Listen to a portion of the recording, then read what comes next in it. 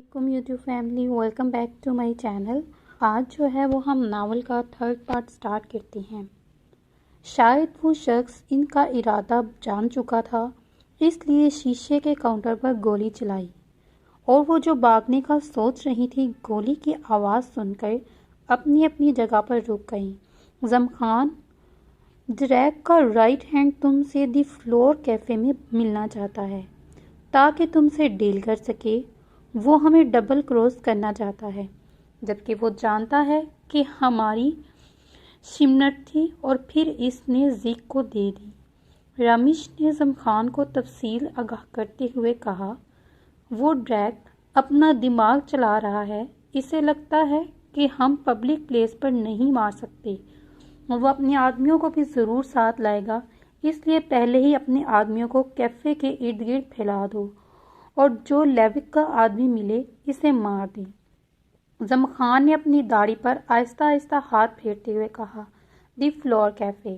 زمخان، رامیش اور ان کا ایک ساتھی جیکسن ایک ساتھ کیفے میں داخل ہوئے اور کونے میں بیٹھے لیوک کے پاس گئے، اور وہ سب سے بڑا بیوقوف تھا کہ اپنے ساتھ کسی کو نہ لایا۔ لیوک نے کھڑے ہو کر ان سے ہاتھ ملایا، وہ لوگ اس کے ساتھ بیٹھ گئے۔ زمخان، کیسے ہو تم؟ لیوک نے زمخان کی طرف دیکھتے ہوئے طنزیہ کہا، کیونکہ زمخان کی ڈیل جو ان لوگوں نے زیک کو دے دی تھی، جو کہ غیر قانونی اسلحہ کی تھی۔ میں کیسا ہوں اس کے بارے میں تمہیں جلدی پتہ چل جائے گا۔ زمخان نے ہنستے ہوئے دو معنی لہجے میں کہا، تم جانتے ہو شمنٹ ہماری تھی، ہم نے اس کی ڈیل کی تھی، اور ڈیل کے مطابق ہمارے آدمیوں نے شمنٹ لینی تھی، اور تم لوگوں نے نہ صرف ہماری شمنٹ زیک کو دی بلکہ ہماری آدمیوں کو بھی نقصان پہنچایا۔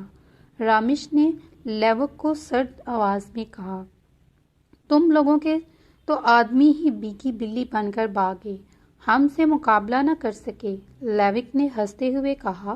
زمخان، جو اس کی اب بکواس سن رہا تھا کہ اچانک اس کی نظر کیفے کے دروازے سے داخل ہوتی ہوئی مہرماں پر پڑی۔ اس نے ایک نظر اس لڑکی کی طرف دیکھ کر اپنی آنکھوں کا زاویہ بدل کر لیوک کی طرف دیکھا، جس کی ہنسی اسے اس وقت بھی زہر سے بھی زیادہ بری لگ رہی تھی۔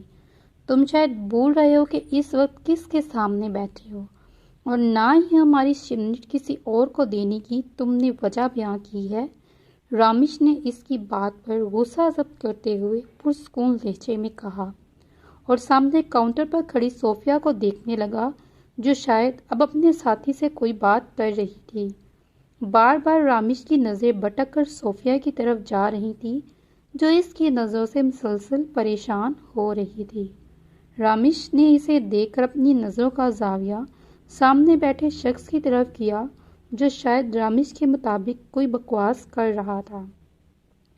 زیک نے ہمیں اس شمٹ کے ڈبل پیسے دیے تھے، اس وجہ سے ڈریک نے وہ ڈیل دے دی۔ افسوس کہ تمہارے آدمی وہ شمٹ بھی ہم سے نہ لے سکے۔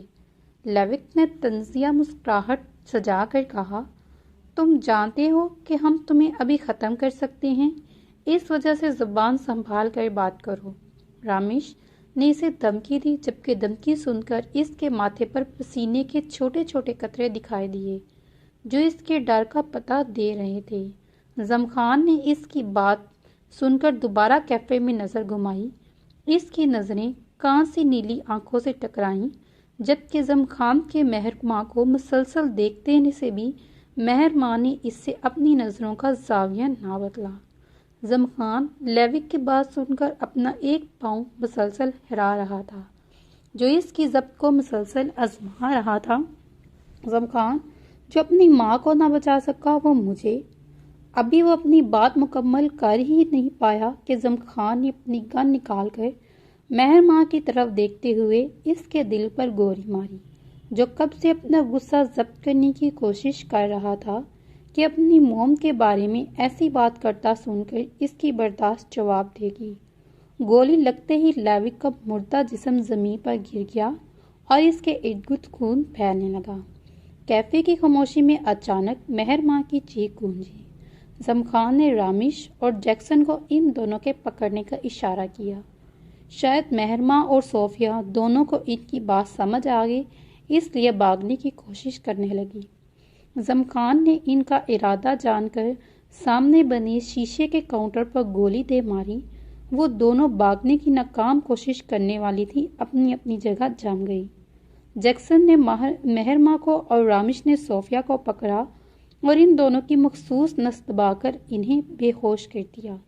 یہ سب ہمارے آدمیوں سے کہہ کر صاف کرواؤ اور کیفے کی فوٹیج بھی اندر اور باہر کی ڈیلیٹ کرواؤ۔ زمخان نے اپنی جگہ سے اٹھتے ہوئے کہا، ٹھیک ہے تم جاؤ، یہاں ہم سنبھال لیں گے۔ رامش نے اسے دیکھتے ہوئے کہا جو باہر کی جانب جا رہا تھا۔ 1 گھنٹے بعد دی بلیک روز مینشن۔ اسے آہستہ آہستہ ہوش آ رہا تھا۔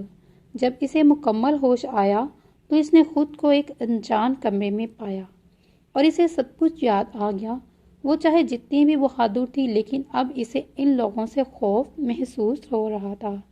کمرے میں مکمل اندھیرا تھا، اسے صاف کچھ نہ دکھ رہا تھا کہ اچانک کمرے کا دروازہ کھلا اور رامش اندر آیا۔ رامش نے اندر داخل ہو کر اسے اشارے سے اپنے ساتھ چلنے کو کہا۔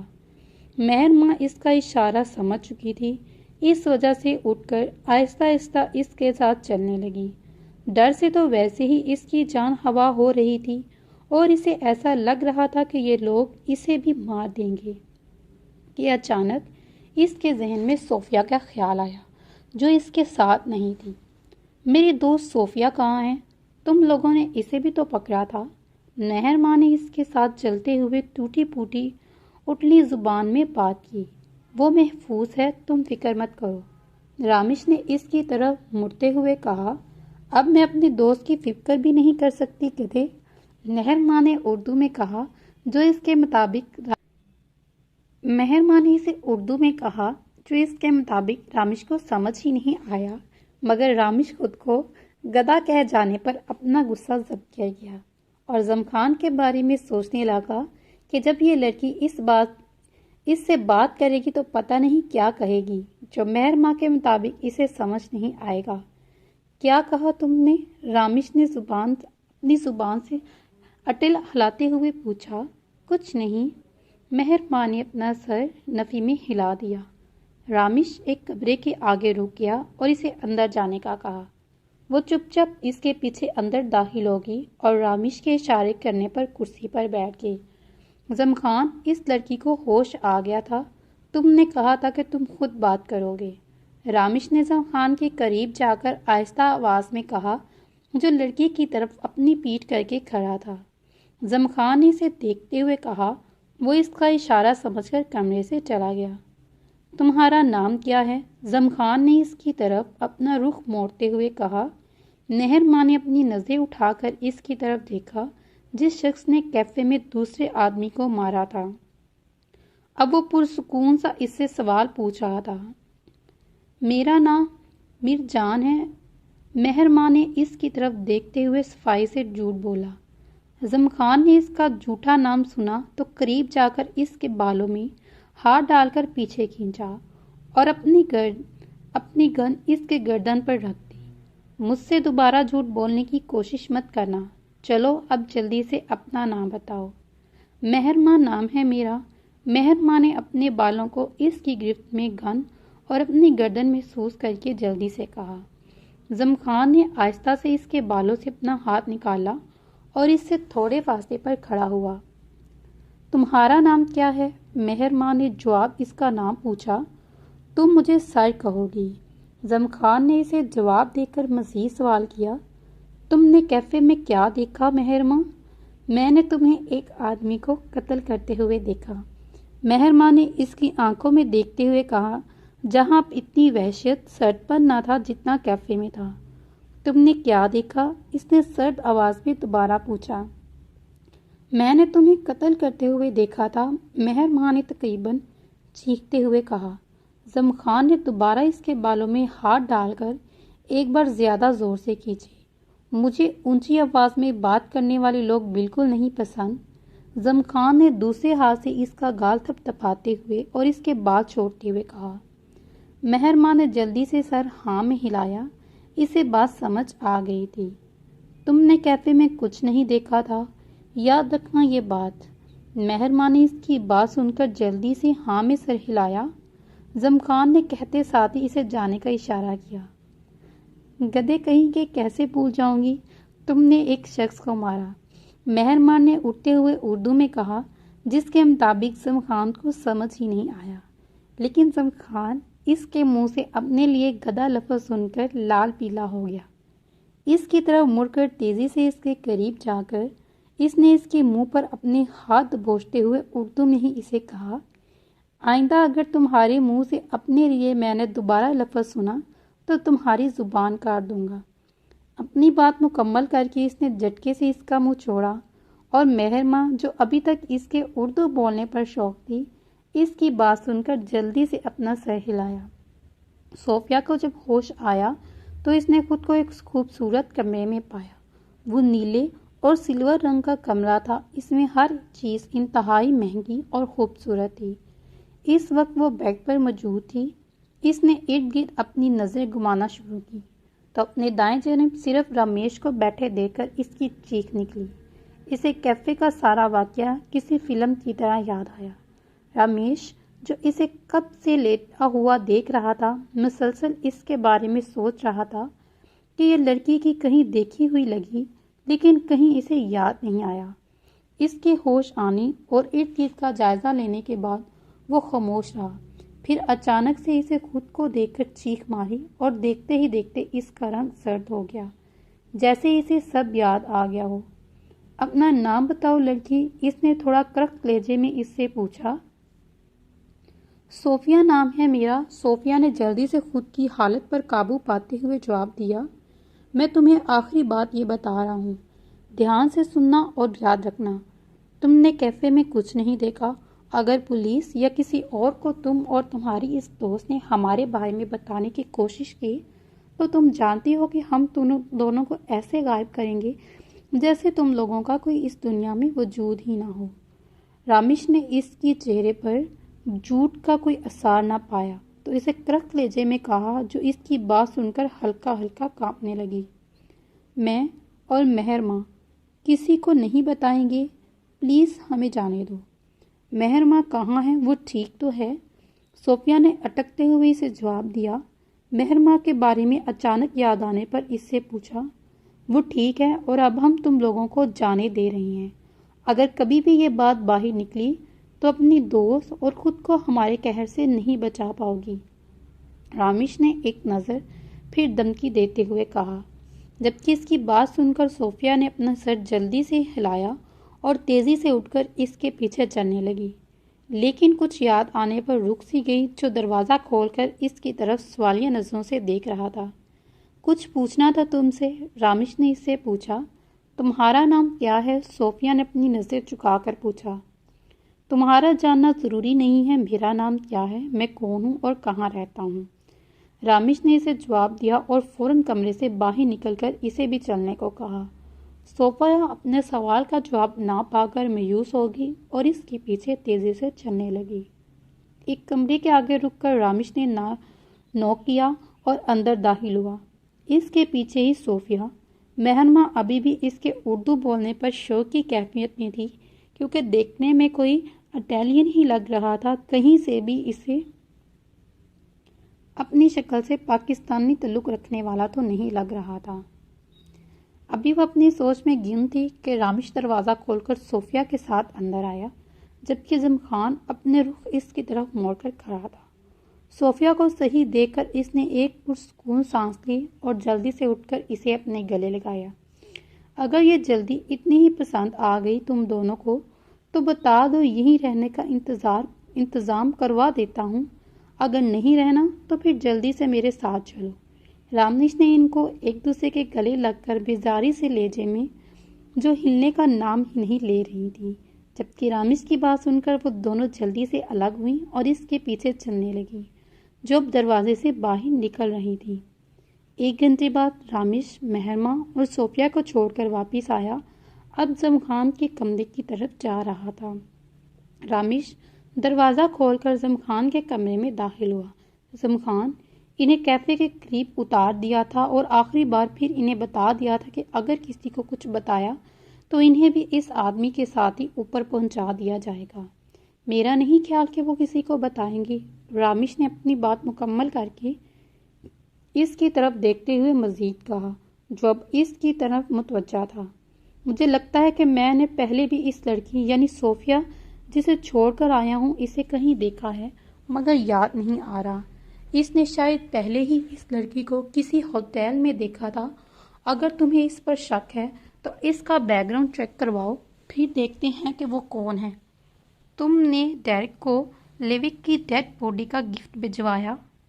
जमखान ने इसकी परेशानी का हल बताकर इससे लेविक के बारे में पूछा। ठीक कह रहे हैं, तुम चेक करवाता हूँ इसका बैकग्राउंड। अब तक तो डेरिक को इसका गिफ्ट मिल भी गया होगा और सारे कैमरों की वीडियो भी डिलीट करवा दी थी। और इस कैफ़े के मालिक यानी मुझे कोई मसला नहीं है। मैंने मैनेजर से कह दिया है कि वो सब संभाल लेगा। बहुत अच्छा किया तुमने। और जिक की अगली जो भी सिमत आएगी इस पर हमले के लिए हमारे आदमियों को कह दो। वो सारा माल मुझे हमारे पुराने बेसमेंट में मिलना चाहिए।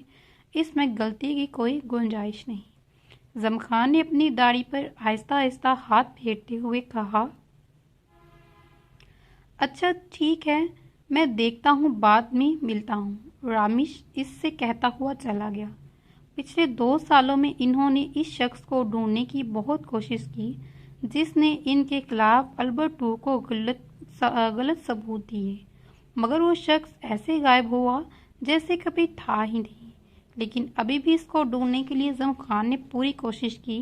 हाय मेहरमा, शुक्र है कि हम बच गए। मुझे तो अभी भी डर लग रहा है। देखो मेरे हाथ तब से कांप रहे हैं। सोफिया ने अपने कांपते हुए हाथ मेहरमा के सामने किए। वाकई मुझे तो लग रहा है कि आज हम ज़मीन के 6 फुट नीचे दफन हो गए। इसने मासूम सा मुंह बनाया। मेहरू, सच मुझे याद आया, आज डैड ने दूसरे शहर काम से जाना है, तो मैं तुम्हारे साथ रहूंगी।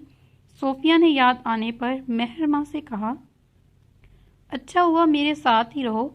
वैसे भी आज मैं अकेली नहीं रहना चाहती। मुझे तो बार बार इस शख्स की आंखें याद आ रही हैं। कितनी दहशत थी इन आंखों में। मेहरुमा ने खुश होते हुए कहा, मुझे तो हैरत हो रही है कि वो हमें छोड़ गए, वरना तुम्हें पता है कि ये गैंग वाले किसी को नहीं छोड़ते। या तो लोगों को बेच देते हैं या फिर गुलाम। सोफिया ने अपनी हैरत का इजहार करते हुए कहा, तुम भी ना शुक्रिया ही रहना। शुक्र है इन्होंने हमें छोड़ दिया। मेहरमा ने इसके सर पर हल्का सा थप्पड़ मारते हुए कहा, मेहरू यार, ये सब छोड़ो, मुझे ना बहुत भूख लगी है। कुछ खाने को ऑर्डर करो, तब तक मैं फ्रेश होकर आती हूँ। सोफिया ने बाथरूम की तरफ जाते हुए कहा, ठीक है, मैं पिज़्ज़ा और बर्गर ऑर्डर करने लगी हूँ, जल्दी फ्रेश होकर आ जाओ। मेहरमा ने अपना फ़ोन उठाते हुए कहा, ये कमरे का मंजर था। कोई वजूद खिड़की की तरफ मुंह किए खड़ा बाहर देख रहा था, लेकिन वो हकीकत में अपनी सोचों में गुम था और कमरे में मुकम्मल खामोशी। ठक ठक, अचानक कमरे के दरवाजे पर दस्तक हुई, जो कमरे की खामोश फिजा में अरताश पैदा करती है, इस वजूद की सोचों का तसलसल तोड़ती है। आ जाओ, वो वजूद अपनी बारी आवाज़ में कहता है। एक शख्स अंदर दाखिल होकर दरवाज़ा बंद करता है और इस वजूद की जानिब मुड़ता है, जो अभी तक खिड़की तक की तरफ मुंह किए खड़ा था। बॉस, जमखान को अभी तक हमारे बारे में कुछ पता नहीं चला। वो पूरी कोशिश कर रहा है, जबकि अल्बर्ट टू को मारने के बाद इसकी दहशत अंडरवर्ल्ड में और फैल गई है। आजकल खबर मिली है कि जिक नामी शख्स का गैंग जमखान को तबाह करने की अपनी सी कोशिश कर रहा है। इसकी कोई शिपमेंट भी ज़बरदस्ती ड्रैग से ले ली। मैं इसे तड़पा तड़पा कर मारना चाहता हूँ, तभी तो इसकी माँ को मारा था। और फंसा कौन? वो बेवकूफ़ अल्बर्ट टू। अभी हम कुछ नहीं करेंगे, पहले इसे दूसरे गैंग से लड़ने, और जब इसे लगेगा कि इसका कोई दुश्मन नहीं रहा तो हम इस पर हमला करेंगे। इस वक्त तक थोड़ा सा इंतज़ार करो, इस वजूद ने कमरे में मौजूद शख्स से कहा। जमखान सेक की जो नई 2 शिपमेंट आई हैं वो हमारे आदमियों ने अपने कब्जे में ले ली हैं और माल इस वक्त बेसमेंट में मौजूद हैं। देखना चाहोगे? बिल्कुल नए हथियार हैं। रामिश ने अपने मोबाइल पर कोई मैसेज देखते हुए जमखान से कहा, अभी इसे जैक्सन का मैसेज मिला जिसमें इसकी कामयाबी की खबर थी और बताया था कि माल को बेसमेंट में पहुंचा दिया गया है। ठीक है, रहने तो बाद में देखेंगे। और ड्रैग की तरफ से कोई खबर नहीं मिली। इसकी खामोशी मुझे तूफान का पता दे रही है। अपने आदमियों को हाई अलर्ट ही रखो। मैं चाहता हूँ वो पहले हम पर हमला करें। जब हम इस हमले में इसको ख़त्म करेंगे तो किसी की हिम्मत नहीं होगी कि हम पर उंगली उठाए। जमखान ने सिगरेट का कश लेते हुए कहा, तुम बिल्कुल ठीक कह रहे हो, मुझे भी यही लगता है। इसका ऐसा हशर करेंगे कि कोई हमें डबल क्रॉस करने की कोशिश ना करे। रामिश ने भी अपनी सिगरेट सुगलाते हुए कहा, कैफ़े वाले हादसे को 1 हफ्ता गुजर गया। मेहरमा और सोफिया से इन्होंने दोबारा कोई राब्ता नहीं किया और ना ही कोई इन्हें नुकसान पहुंचाया। इस वजह से वो दोनों पुरसुकून हो गईं, मगर सुकून ज़्यादा देर ना रह सका।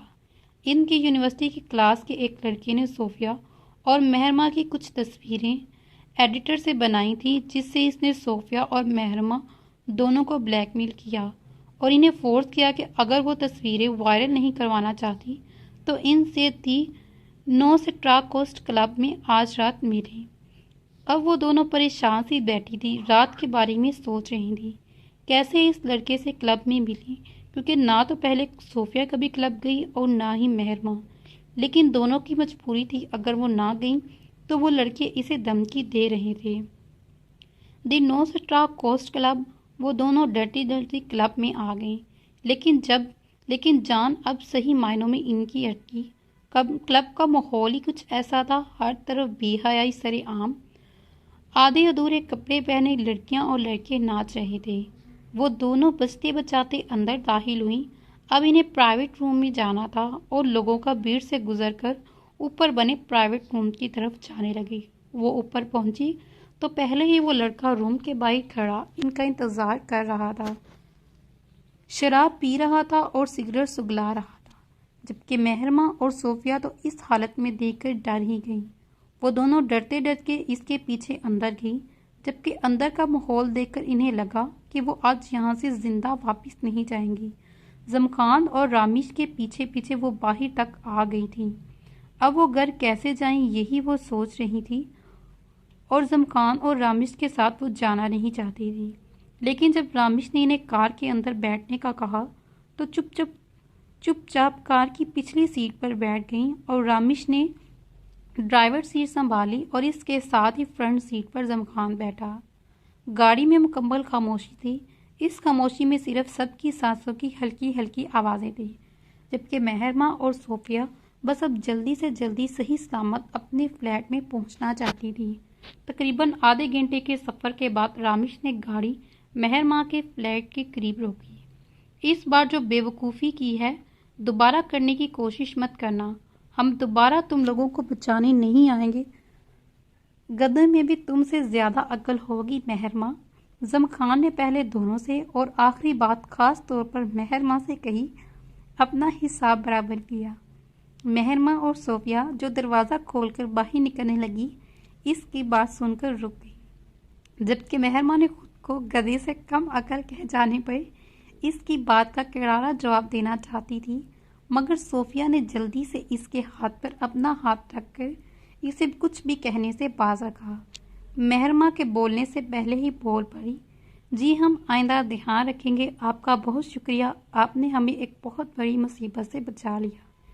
इसी दौरान रामिश फ्रंट मिरर से इसे मुसलसल घूर रहा था, जिससे सोफिया बखूबी वाकिया थी, मगर इसे नज़रें उठाकर देखने की हिम्मत इसमें ना थी।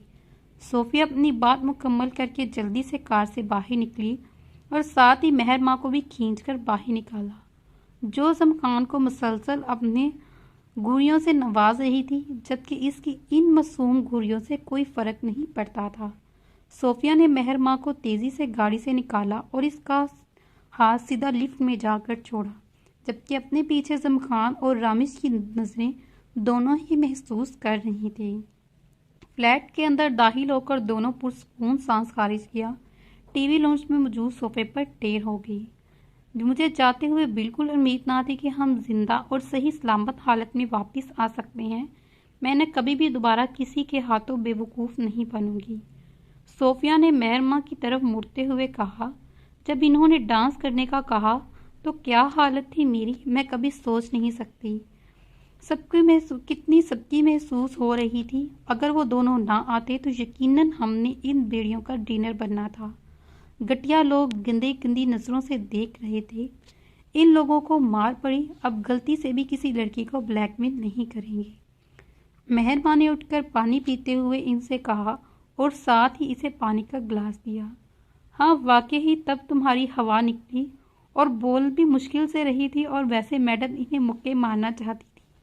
صوفیہ نے پانی پی کر منہ بناتے ہوئے مہرماں کا بات کا جواب دیا، جبکہ مہرماں نے صرف صوفے پر پڑا تکیہ اٹھا کر اس کے سر پر مارا۔ میں بہت بہادر ہوں، اچھوں کو مزہ چکھا دیتی ہوں۔ بس وہ لوگ کہہ رہے تھے کہ اگر کچھ بھی ہم نے کیا تو تصویریں اپلوڈ کر دیں گے، ہماری اس لیے میں ڈر گئی۔ وہ لوگ تھے 5، اگر میں کچھ کہہ بھی دیتی تو ان لوگوں نے میرا قیمہ بنا دینا تھا۔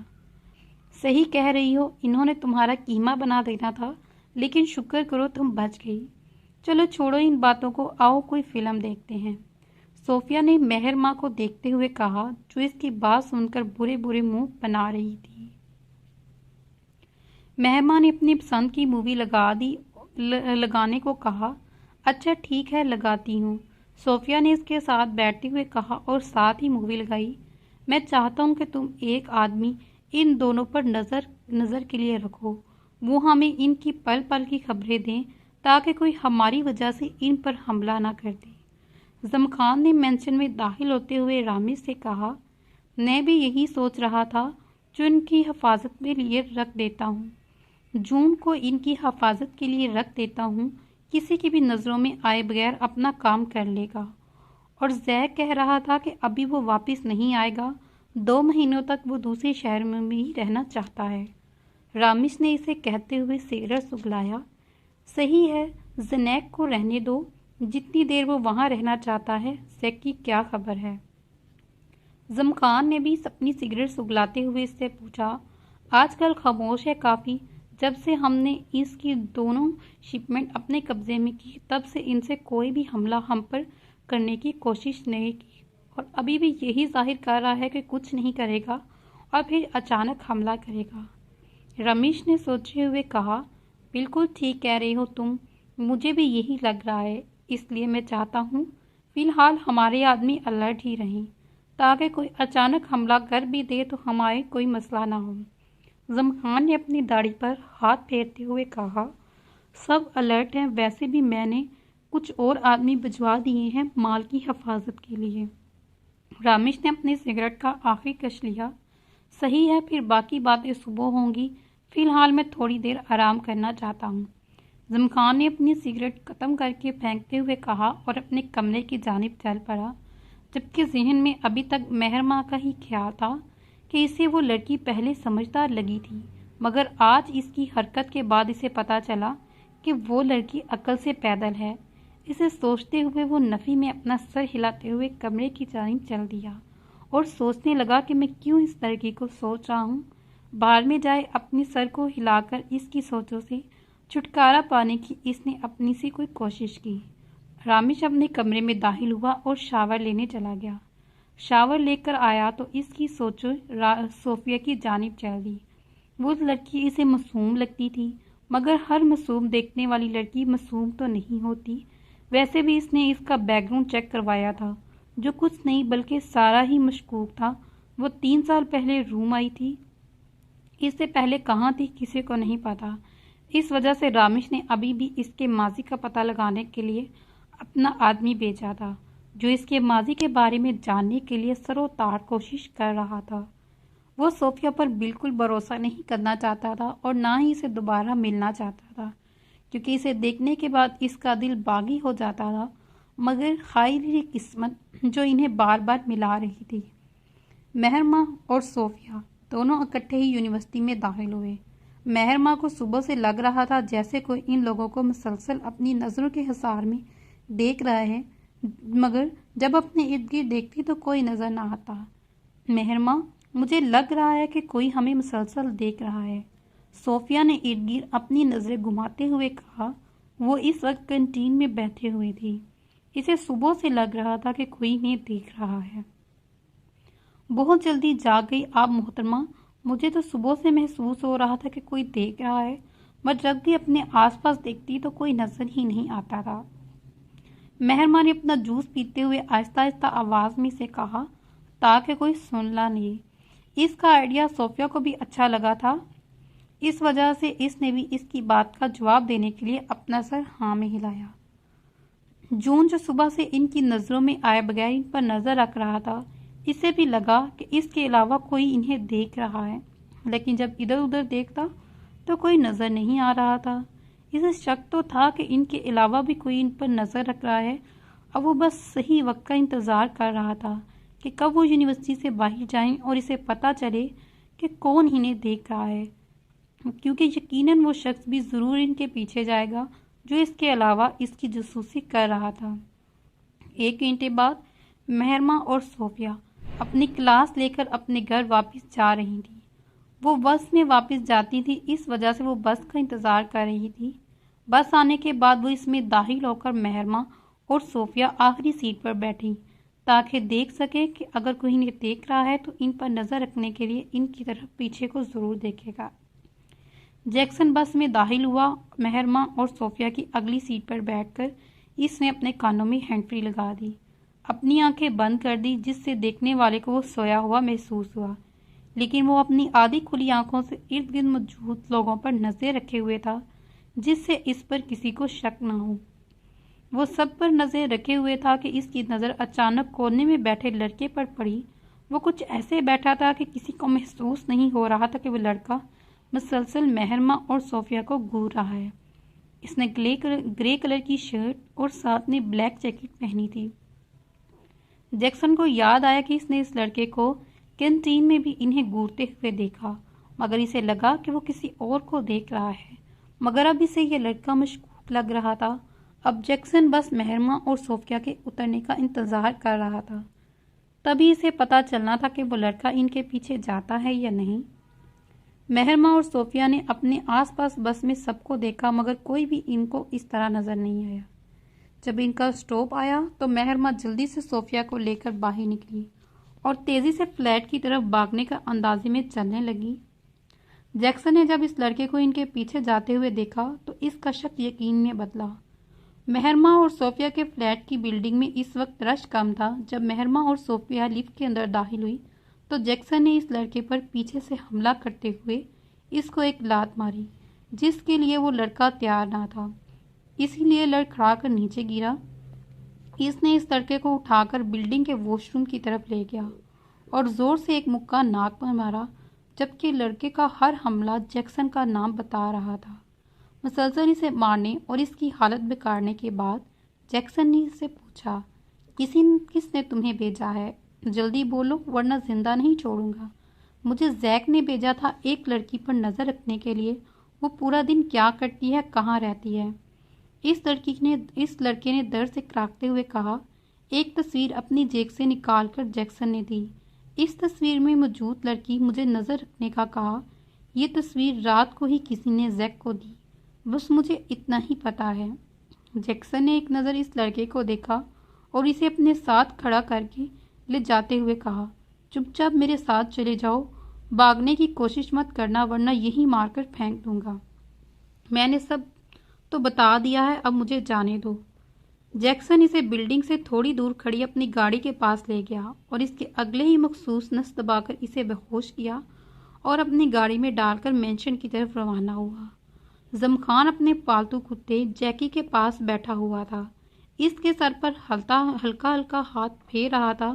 جب رامش اپنے بالوں میں ہاتھ پھیرتے ہوئے اس کے پاس آیا، اور زمخان اچھے سے جانتا تھا کہ جب رامش ہاتھ اپنے بالوں میں پھیرتا ہے تو اس نے یقیناً کوئی غلطی کی ہوتی ہے یا پھر تو وہ نروس ہوتا ہے۔ زمخان، ایک پرابلم ہو گئی۔ زیک نے اپنا ایک آدمی رات کو ہماری جاسوسی کے لیے بھیجا۔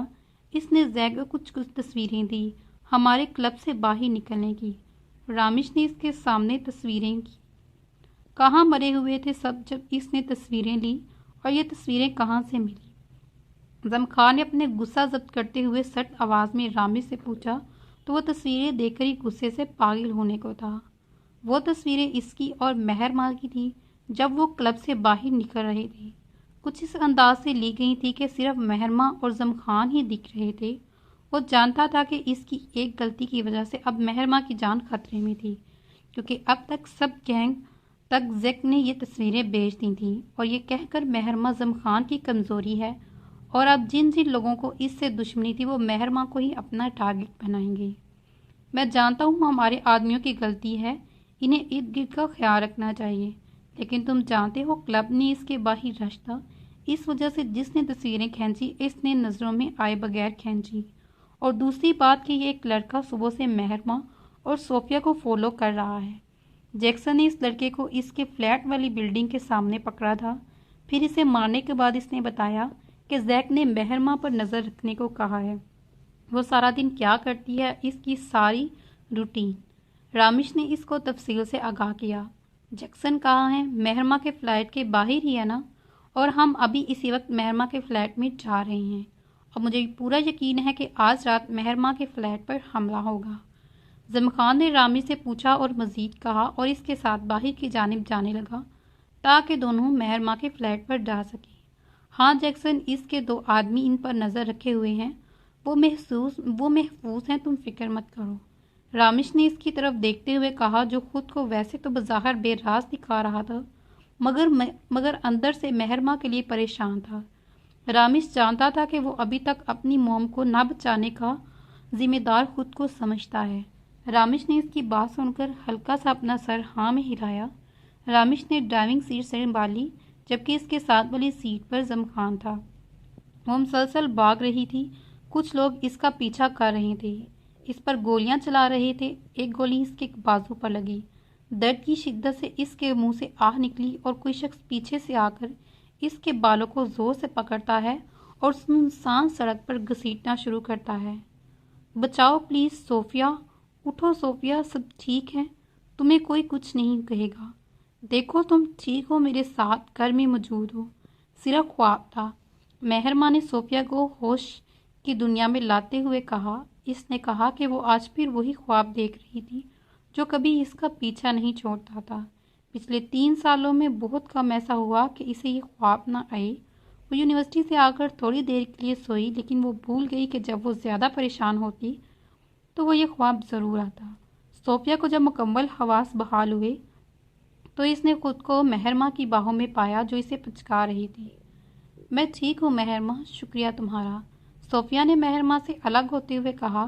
ابھی مہرما کچھ کہنے ہی لگی تھی کہ اسے باہر کچھ گرنے کی آواز آئی جو صوفیہ کو بھی صاف سنائی دی۔ صوفی، لگتا ہے گھر میں کوئی ہے، خاموش رہنا، آواز مت نکالنا، دروازہ لاک کرتی ہوں، تم یہ لیمپ بند کرو۔ مہرما آہستہ سے اپنے قدموں کی آواز پیدا کیے بغیر دروازے تک جاتی ہے اور اسے لاک کرتی ہے، اشارے سے صوفیہ کو اٹھنے کا کہتی ہے۔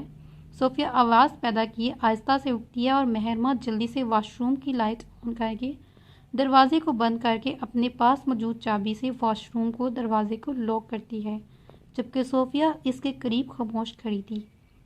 مہرما نے صوفیہ کا ہاتھ پکڑا اور الماری کا دروازہ کھول کر اسے اندر بیٹھنے کا کہا، اور ساتھ ہی ایک دراز سے پیپر سپرے نکال کر خود بھی الماری میں بیٹھ کر اپنے آگے کپڑے کر دیے۔ مہرو، مجھے ڈر لگ رہا ہے، صوفیہ نے ہلکی آواز میں کہا۔ مجھے لگ رہا ہے میرا فون کچن میں ہے، میں کھانا بنا رہی تھی، جب تمہاری آوازیں سنائی دی تو تمہارا فون کدھر ہے صوفیہ، جلدی بتاؤ۔ بات کرتے ہوئے مہرما کے ذہن میں پولیس کو فون کر کے بلا سکتی ہیں، لیکن ان کا فون تو کچن میں تھا، وہ میرے بیگ میں ہے، اس کو چارجنگ نہیں ہے، اس لیے بیگ میں رکھا تھا۔ صوفیہ نے آہستہ سے تفصیل بتائی۔ اچھا، ہم اسے چارج کر کے آن کر لیتے ہیں، مگر تمہارا بیگ کہاں ہے؟ مہرما نے اسے ہلکی آواز میں کہا۔ بیگ باہر صوفے میں ہے۔ اف، چلو چھوڑو، جو ہوگا دیکھا جائے گا، اب خاموش رہنا۔ اب کوئی ان کا دروازہ توڑنے کی کوشش کر رہا تھا، وہ مسلسل انہیں دروازہ کھولنے کا کہہ رہا تھا۔ وہ دونوں ہلکے ہلکے کانپ رہی تھی کہ اچانک دروازے کی لاک ٹوٹ کر گرا اور کوئی آدمی اندر داخل ہوا۔ واش روم کی طرف دیکھا جہاں سے روشنی آ رہی تھی۔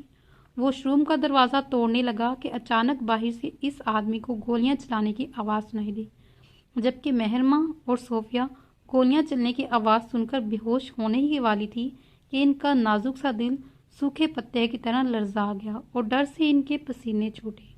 زمخان اور رامش جب مہرماں کے فلیٹ کے باہر پہنچے تو انہیں جیکسن اور کوئی آدمی دکھائی نہ دیا، جس سے ان کو کچھ گڑبڑ کا احساس ہوا۔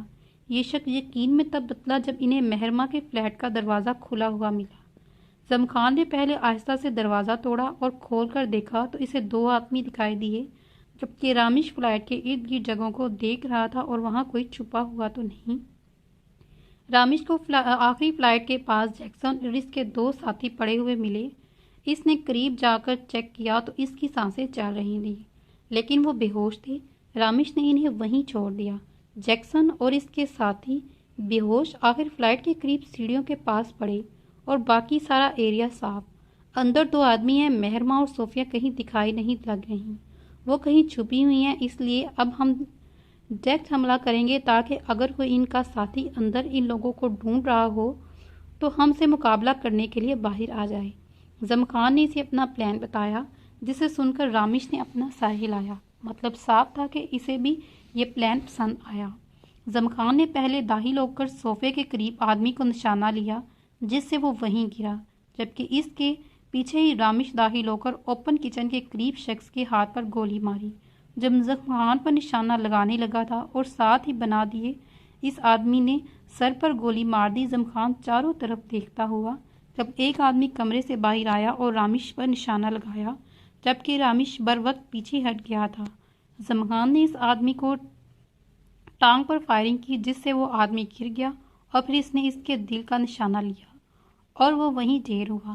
زمخان اس کمرے میں ہوں گی کیونکہ باقی کمرے بکھرے ہوئے تھے، ان میں کوئی موجود نہیں تھا۔ رامش نے باقی کمرے چیک کر کے آخری کمرے کی طرف اشارہ کیا۔ وہ کمرے میں داخل ہوئے تو انہیں واش روم کی لائٹ آن ملی۔ زمخان واش روم کے دروازے کے قریب گیا۔ مہرماں تم محفوظ ہو، اب باہر آ سکتی ہو۔ مہرماں اور صوفیہ جو الماری میں دکھی بیٹھی تھی، انہیں کسی کی آواز سنائی دی جو مہرماں کو پکار رہی تھی۔ مہرماں کو وہ آواز جانی پہچانی لگی، اس لیے وہ الماری کھول کر باہر آنے لگی کہ صوفیہ نے اس کا ہاتھ پکڑ لیا، جبکہ مہرماں نے صوفیہ کا وہی ہاتھ اپنے ہاتھ میں لے کر ہلکا سا دبا کر اسے تسلی دی اور الماری آہستہ سے کھول دی۔ زمخان اور رمیش جو واش روم کے دروازے کے قریب کھڑے مہرماں کا دروازہ کھلنے کا انتظار کر رہے تھے، اپنے پیچھے سے الماری کھلنے کی آواز پر فوراً مڑے۔ مہرماں آہستہ سے الماری کھول کر باہر آئی، جبکہ اس کے پیچھے ہی صوفیہ بھی الماری سے باہر نکلی۔ مہرماں اور صوفیہ نے ان دونوں کو دیکھ کر ایک پرسکون سانس خارج کیا۔ زمخان اور رامش نے انہیں الماری سے باہر نکلتے ہوئے دیکھا تو ایک پل کے لیے ان کی سمجھداری پر حیران رہ گئے۔ جو الماری میں چھپ کر یہ ظاہر کروا رہی تھی کہ وہ واش روم میں ہے۔ مہرماں نے اپنے ہاتھ میں موجود سپرے پھینک کر صوفیہ کو گلے لگایا، جو ابھی بھی ہولے ہولے کانپ رہی تھی۔ صوفیہ نے بھی مہرماں کو زور سے گلے لگا لیا۔ اگر یہ میلو ڈرامہ ختم ہو گیا ہو تو چلیں، یا کسی اور کا انتظار ہے تم دونوں کو؟ زمخان جو ان کو کافی دیر سے ایک دوسرے کے گلے لگے دیکھ رہا تھا، اب اکتا کر ان دونوں سے پوچھا، جبکہ رامش نے ایک نظر صوفیہ کو دیکھا اور اپنی نظریں پھیر لی۔ زمخان کی بات سن کر مہرماں نے صوفیہ سے الگ ہو کر اسے خواہ نظروں سے دیکھا۔ اب کیا نظروں سے قتل کرنے کا ارادہ ہے؟ اپنے پیروں کو اب حرکت نہیں دو، جب تمہاری بارات آئے گی تب چلو گی۔ زمخان نے اپنی طرف خواہ نظروں سے دیکھتے ہوئے طنز کیا۔ جی بالکل، میں انتظار ہی کر رہی ہوں کوئی شاہی بگی آئے اور میں اس میں بیٹھ کر چلوں۔ مجھے یاد ہے یہ تم لوگ ہمارے گھر کیوں آئے اور میرے اپارٹمنٹ میں کن لوگوں نے حملہ کیا۔ تو چلیے پھر اس ناول کا اختتام یہاں پہ کرتے ہیں، ملتے ہیں اگلی ویڈیو میں، تب تک اپنا خیال رکھیے گا، اللہ حافظ، ٹیک کیئر۔ اور میں نے آپ لوگوں سے ایک بہت ضروری بات کرنی تھی کہ یہ جو بھی ناول میں اپلوڈ کر رہی ہوں ان سب کی پلے لسٹ آپ لوگوں کو مل جائے گی۔ اگر آپ لوگوں کو ناول ڈھونڈنے میں مشکل ہو رہی ہے تو پلے لسٹ سب کی بنی ہوئی ہے، آپ وہاں سے جا کر ایزیلی ناول دیکھ سکتے ہیں۔